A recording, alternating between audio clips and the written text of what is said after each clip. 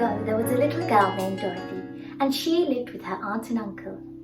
Her best friend was her dog Toto.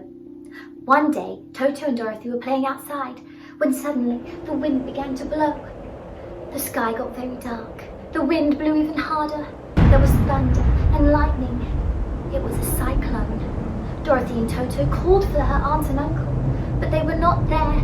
They ran inside the house, where they stayed for hours and hours. The little house spun around in the cyclone, whirling and whirling in the wind. Dorothy and Toto were very scared. Suddenly, the wind stopped, and the house fell to the ground with a mighty crash. Dorothy slowly opened the door. She stepped outside, and it was very clear that she wasn't in Kansas anymore. She was in a strange-looking land with beautiful flowers and tiny little houses and a road made of yellow brick. Suddenly, a beautiful lady appeared, and she introduced herself as Glinda the Good. She explained to Dorothy that she was a good fairy, and that her house had landed in the land of Oz and had crushed the Wicked Witch of the East. Oh, Dorothy was very sorry to have killed anybody. She didn't mean to, but Glinda explained to Dorothy that this was a good thing, and that for her good doing she was awarded the red shoes of bravery. Oh, but Dorothy didn't really want the shoes. All she wanted to do was get back with her aunt and uncle. Glinda told Dorothy to follow the yellow brick road, which would lead her to the Emerald City, and there she would find the great and powerful Wizard of Oz, and he could send her home. Dorothy smiled and said thank you to Glinda and waved goodbye as she and Toto headed on down the yellow brick road. After walking for some time, Dorothy came across a field where she saw a scarecrow standing on a pole. But he wasn't an ordinary scarecrow. He could talk. Dorothy asked if he wanted to get down, for he looked ever so uncomfortable. Dorothy helped the scarecrow off the pole. "Ooh, hello," she said. "My name's Dorothy, and this is Toto." "Hello," said the scarecrow. Oh, the scarecrow explained to Dorothy his sad tale, and why the Wicked Witch had turned him into a lump of straw, and that he really wanted to be a great thinker, but he didn't have a brain. Dorothy felt very sad for the scarecrow, and then she had an idea. "Why don't you come with me? I'm going to see the great and powerful Wizard of Oz, and he's going to send me home. Perhaps he could give you a brain." The scarecrow very much liked the sound of this. So, Dorothy and the scarecrow and little Toto made their way down the yellow brick road, two best friends, arm in arm. Dorothy, Scarecrow and Toto carried on down the yellow brick road. As they were walking, they heard a sound, almost like someone shouting for help. They looked, and suddenly they saw a man made out of tin standing on the corner. They walked over to him, and they could hear him shouting, "Help! Oil can!" It sounded like oil can. They saw his oil can on the floor. Dorothy picked it up, and she oiled the Tin Man's joints. First his mouth, then his arms, then his legs. Ooh! Finally, the Tin Man could talk. "Hello," he said. "I've rusted up, you see. I've been crying so much, for I do not have a heart." The Tin Man told Dorothy and the Scarecrow his sad story of how the witch had turned him into this lumpy rust of tin. Oh, Dorothy felt ever so sad. And then she had an idea. "Why don't you come with me to the Emerald City? We're going to see the great and powerful Wizard of Oz. He's going to send me home, give the Scarecrow a brain, and he could give you a heart." Oh, the Tin Man ever so much liked the sound of this. He's always wanted a heart. Oh, they were so happy. So the Tin Man joined Dorothy and the Scarecrow and little Toto on their adventure, and they continued down the yellow brick road. As they walked a little further down the road, they heard a whimpering sound. They looked, and to their surprise, they saw a lion curled up in a ball, crying. They walked over to him. "Hello, are you okay?" "No," said the lion. He was crying because a mouse had bitten his tail, and he didn't have any courage to tell it to go away. Oh, the lion told them the story, how the wicked witch had taken away his courage, and that he was no longer king of the forest. Oh, Dorothy felt very sad, and then she had an idea. Why don't you come with us to the Emerald City? We're going to see the great and powerful Wizard of Oz. He's going to send me home, give the Scarecrow a brain, and the Tin Man a heart. He could give you some courage. Oh, some courage. The lion really liked the sound of that. Okay, said the lion, and he joined arms with Dorothy, Tin Man, the Scarecrow, and little Toto, and they followed on their journey down the yellow brick road. As the four friends hurried towards the Emerald City, what they didn't know is that they were being watched by the Wicked Witch of the West. The Wicked Witch of the West was furious for Dorothy having killed her sister, and she wanted her hands on those ruby red slippers that Dorothy was wearing. She sent her flying monkeys to watch over the four friends and grab them when they had the chance and bring them back to the Wicked Witch of the West's castle. The four friends finally reached the Emerald City. They saw the amazing gate standing before them. It was beautiful, unlike anything Dorothy had ever seen before. The four of them stood arm in arm, with little Toto by their side. Suddenly, the witch's evil monkey swooped down and grabbed the four friends and little Toto, and they flew them back to the Wicked Witch of the West's castle. The four friends stood in fear in the Wicked Witch of the West's evil castle. Oh, it was horrible. Suddenly, they heard her. The Wicked Witch of the West came towards the four friends. "What do you want with us?" said Dorothy. "Oh, I just want those ruby red slippers that you're wearing," said the Wicked Witch of the West. Dorothy looked at her shoes. Glinda had said to never let them leave her feet. "You shan't get these shoes. They're staying on my feet," said Dorothy. "Very well then," said the Wicked Witch of the West. "I'll just have to kill you and all your friends." Oh no, thought Dorothy. The lion stepped forward and he let out a mighty roar. "Roar! What do you want with us?" he said. "Let Dorothy go." The Scarecrow stepped forward as well. "Yes, you wicked witch, what do you want with us?" "Let Dorothy go." And third of all, the Tin Man stepped forward. "What do you want with us? Let Dorothy go."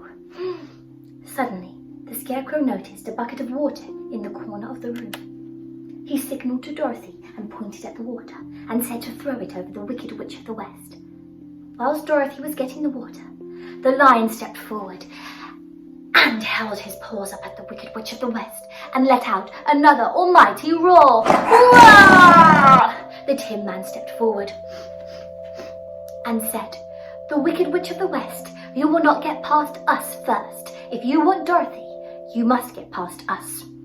As the three friends distracted the Wicked Witch of the West, Dorothy picked up the bucket of water and threw it over the Wicked Witch of the West.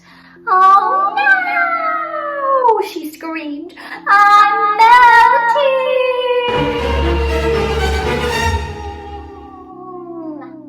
The four friends stood in amazement. "Well done, Dorothy," said the Scarecrow. "You've killed the Wicked Witch of the West." "Oh," said Dorothy, "I didn't mean to kill anybody. Don't worry," said the Scarecrow. "This is a good thing," he said. "Now, come on, let's go back to the Emerald City and go and meet the great and powerful Wizard of Oz." The four friends walked arm in arm down the yellow brick road back to the Emerald City. Finally, they got back to those wonderful gates. They opened the gate and they stepped inside. Wow, thought Dorothy. Everything was so green and magical. It was beautiful. They walked up to the door of the great and powerful Wizard of Oz. Dorothy put her hand out and she opened the door and they all stepped inside. "Who disturbs the great and powerful Wizard of Oz?"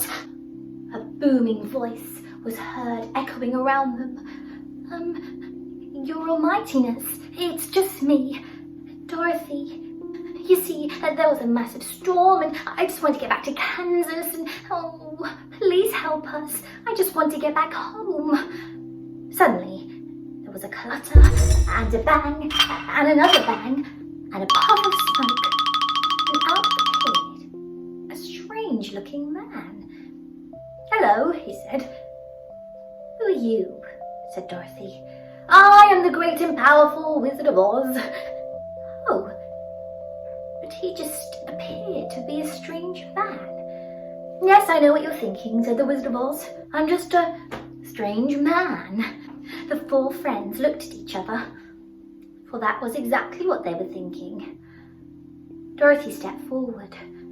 Well, Mr. Oz, we were wondering if you could help us. I'd ever so like to get back home to be with my aunt and uncle. And Scarecrow here, well, he'd like a brain, and Tin Man, well, he'd like a heart, and Lion here, he'd love some courage. Scarecrow, my dear Scarecrow, well, it was your plan to chuck the bucket of water over the Wicked Witch of the West. Well, only the greatest thinker of them all would know that the Wicked Witch of the West does not like water. So, my dear Scarecrow, you do in fact have a brain. The Scarecrow lit up with joy.